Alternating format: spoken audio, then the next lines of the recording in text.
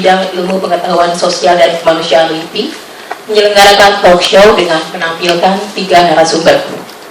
Narasumber pertama ini sangat istimewa dan spesial, seorang guru besar Universitas Islam Negeri Syarif Hidayatullah Jakarta yang merupakan salah satu yang dianugerahi gelar Sir oleh kerajaan Inggris Raya sehingga berhak menggunakan gelar Sir di depan namanya.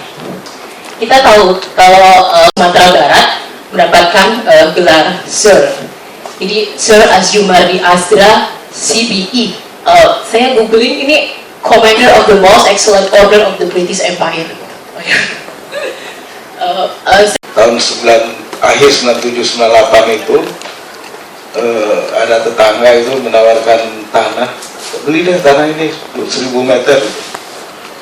1000 meter harganya 250.000 Mbak Prima. Ya sudah, ada dolar ya beli, ya kan. Yang sekarang harganya udah 5 juta per meter gitu. Jadi karena uang dolar, harga dolarnya meningkat, rupiahnya banyak yang dapat gitu ya, banyak dapatnya. Jadi dengan uang 10.000 dolar lebih sedikit, 12.000 udah bisa beli tanah 1000 meter lebih gitu. Nah itu manfaatnya. Sama dengan krisis ekonomi tahun 2009.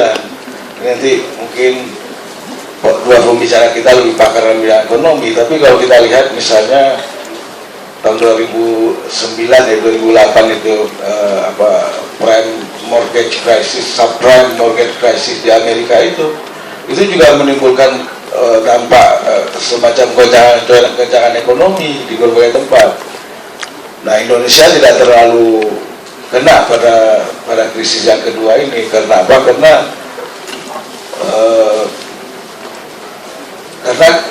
kita belum lagi, ekonomi kita itu belum lagi sepenuhnya tergantung pada sektor-sektor seperti saham misalnya kan. Kalau di Singapura sopir taksi aja kita ajak ngobrol dia punya saham gitu, main saham dia. Kalau kita kan enggak. Sini berapa sih Bu orang yang main saham di Jakarta Stock Exchange itu kan sedikit sekali. Jadi kecil pengaruhnya. Kita masih sektor-sektor tradisional itu, komoditas.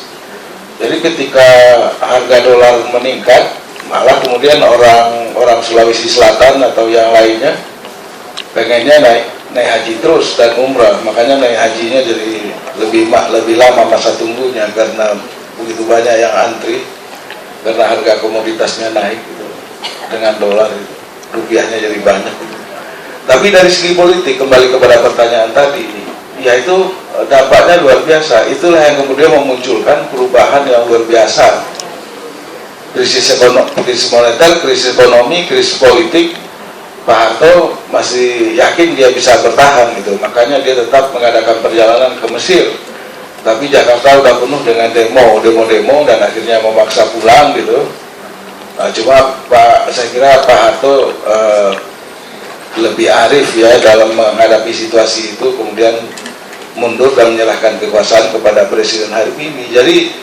Jadi inilah saya kira salah satu segi ataupun aspek dari globalisasi dalam bidang politik, yaitu liberalisasi politik. Liberalisasi politik, kemudian juga demokratisasi. Indonesia itu mungkin gelombang yang keberapa itu, gelombang kedua atau ketiga ya setelah Soviet. Runtuhnya Soviet, demokratisasi di Soviet yang kemudian membuat Soviet berkeping-keping, terpecah-pecah, dan termasuk juga ketika gelombang demokratisasi melanda Eropa Timur, semenanjung Balkan itu juga memecah belah. Makanya kemudian ketika terjadi gelombang demokratisasi di Indonesia, Pak Harto jatuh digantikan oleh wakil presidennya Pak Habibie, banyak sekali pengamat asing itu mengatakan soon enough Indonesia would face Balkanization. Segera Indonesia akan mengalami balkanisasi. Balkanisasi itu maksudnya terpecah belah seperti terpecah belahnya Soviet dan juga negara-negara Balkan, Asia, Eropa Timur.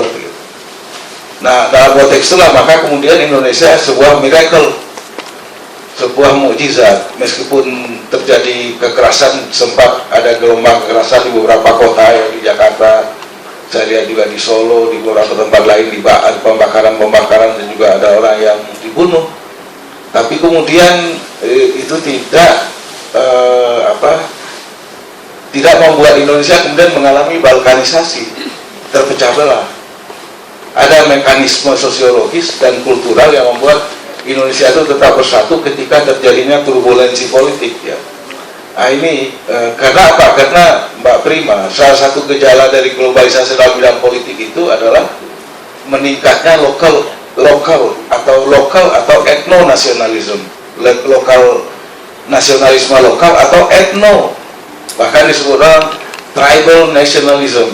Jadi nasionalisme tribes, kabilah itu muncul. Karena apa? Karena globalisasi itu dibayangkan atau dipersepsikan sebuah ancaman yang mengancam identitas nasional, identitas lokal, gitu. Sehingga kemudian muncullah resistansi yang kuat dari masyarakat lokal, sehingga kemudian memunculkan lokal nasionalisme ataupun etno nasionalisme kalau itu terkait dengan kelompok etnis tertentu. Dan ini terus berlanjut gelombangnya sampai sekarang. Kita lihat misalnya apa yang terjadi di Spanyol misalnya dengan terus menguatnya Catalunya nasionalisme Catalunya ataupun Scottish nasionalisme, walaupun belum bisa mencapai realisasinya seperti menangnya Catalunya, orang-orang Catalunya dalam referendum kemarin misalnya. Jadi itu dampaknya gelombang demokratisasi yang kalau tidak hati-hati memang itu membuat entitas nasionalisme, entitas nation state itu menjadi berkeping-keping, apalagi buat negara yang sangat beragam seperti Indonesia, sangat beragam, ya, yang tidak bisa dibayangkan oleh orang Eropa itu bisa bersatu, bisa bertahan dalam kesatuan, itu nggak bisa dibayangkan dengan keragaman seperti itu. Masyarakat Eropa yang relatif monokultural saja terpecah belah. Indonesia apalagi yang multikultural. Kita sering di dalam keluarga tidak paham bahasa satu sama lain, bahasa istri, bahasa suami. Seperti saya misalnya, kalau saya ngomong Minang, bahasa Minang, istri saya nggak paham, Pak Is. Kalau dia ngomong bahasa Sunda, saya juga nggak paham. Kita bersyukur bahwa bahasa Indonesia kita nggak tingkat nasional, kita udah nggak menghadapi masalah dengan bahasa, karena tahun 28 itu udah ada bahasa nasional. Bayangkan di negara sudah hari seperti ini, hari kayak begini ini, masih ada negara yang ribut soal bahasa. Itu di Eropa, misalnya Belgia misalnya, atau di Kanada itu masih ribut soal bahasa ini. Jadi saya kira itu Mbak Prima yang bisa kita lihat, dan kita bersyukur bahwa gelombang demokratisasi sebagai dampak dari globalisasi itu tidak menghancurkan Indonesia, membuat Indonesia berkeping-keping, dan malah Indonesia terus bertahan, dan sekarang ini kita sudah memasuki dekade yang kedua dalam demokratisasi kita. Di 2007-2008 itu cukup berbeda kasusnya, karena ini berangkat dari Amerika, Pak. Kejatuhan dari sektor properti. Di situ di mana inilah globalisasi dari bagaimana kecepatan pembiayaan itu bergerak cepat daripada sektor realnya di sini. Bagaimana antara perpindahan uang dari satu dengan negara lain, bagaimana modal yang bergerak.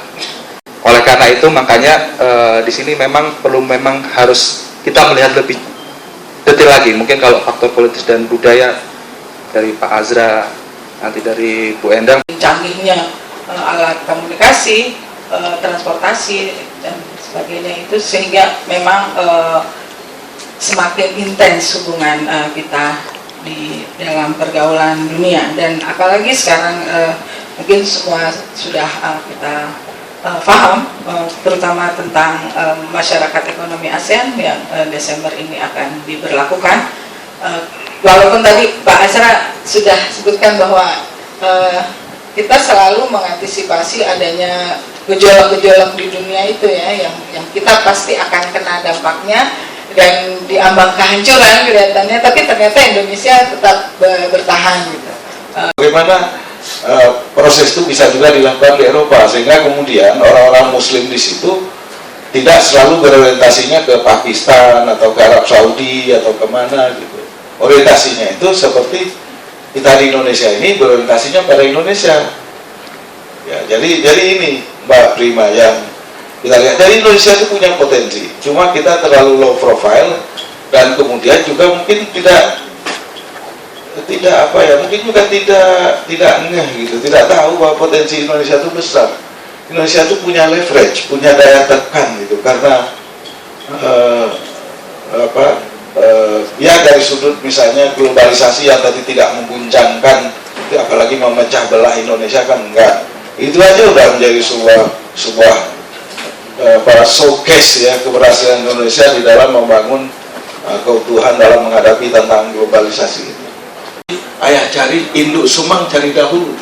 Jadi kalau kita misalnya kemana gitu, ke Depok, di lingkungan kita itu cari dulu yang bisa menjadi induk sumang kita, yang kita ikuti, yang kita patuhi gitu, yang membimbing kita, kira-kira begitu.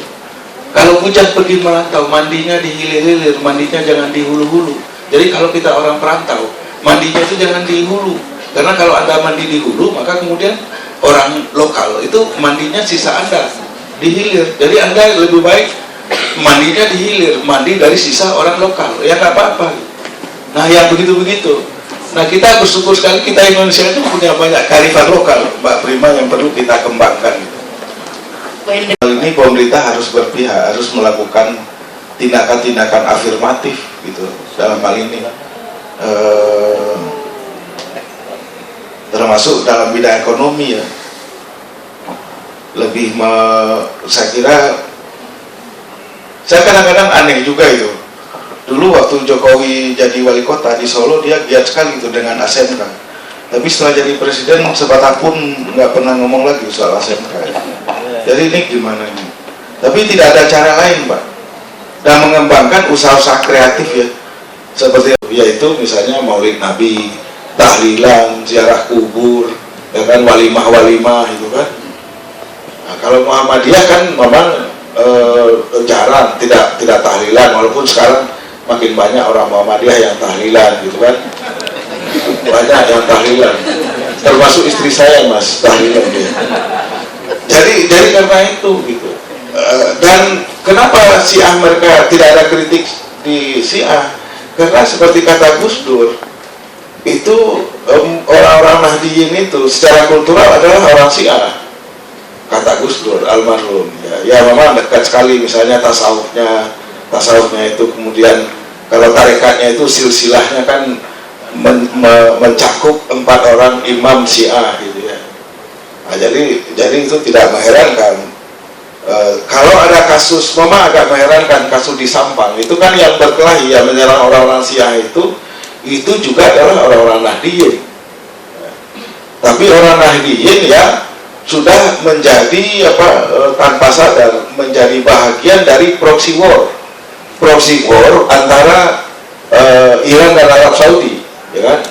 Dia nggak perang di sana di Timur Tengah, tapi dia coba bikin di Indonesia melalui agen-agennya. Di Madura itu ada agen Wahabi yang kemudian mengkoordinasikan yang masyarakat di sana, mungkin kiai yang lain nggak berpikir sejauh itu, ya ikut tanda tangan aja. Anti Tajul Muluk itu kan menyatakan mereka nggak boleh di sini dan lain sebagainya. Jadi itu bahagian dari proxy war. Jadi orang-orang Nahdiyin yang biasanya akomodatif, tapi karena kemudian digiring tanpa sadar oleh itu tadi agen Saudi, sebetulnya agen Wahabi, maka kemudian ikut menyerang itu. Tapi secara alamiah sebetulnya orang NU secara keseluruhan itu ya dekat dari sudut pemahaman agama dan praktek keagamanya dengan Syiah. Begitu juga tarbiyah itu malah lebih awal lagi.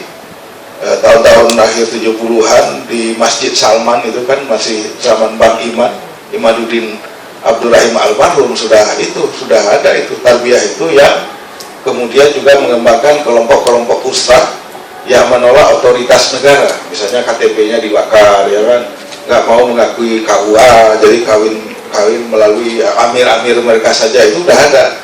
Tapi begitu bercerai punya anak, anaknya nggak bisa mendapat jaminan hukum karena nggak ada sertifikat lahirnya, ya kan, nggak bisa masuk sekolah.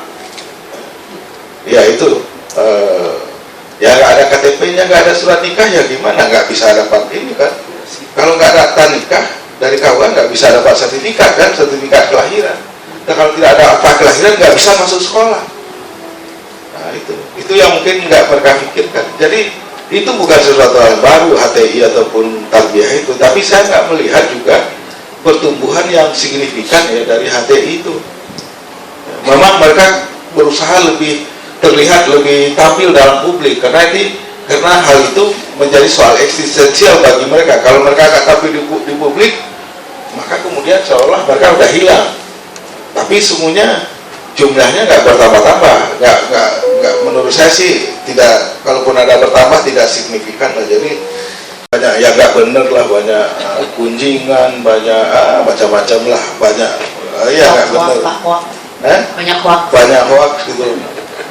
Paling juga media sosial misalnya seperti WA misalnya, WhatsApp ya kan, begitu masuk saya lihat wah sekali dua kali iya bener, tapi setelah itu nggak bener, udahlah di exit aja gitu kan dari grup itu, karena menghabiskan baterai aja itu. Jadi jangan terlalu khawatir lah.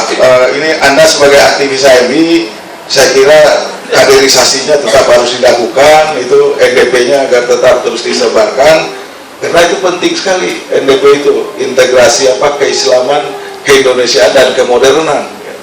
Itulah keislaman, keindonesiaan, keislaman dan kemodernan menjadi satu integrasi. Itu kan bagus sekali. Itu baik sekali bagi kita sebagai orang Islam, dan bagus sekali juga bagi kita sebagai orang Indonesia. Yang meriah untuk ketiga narasumber kita.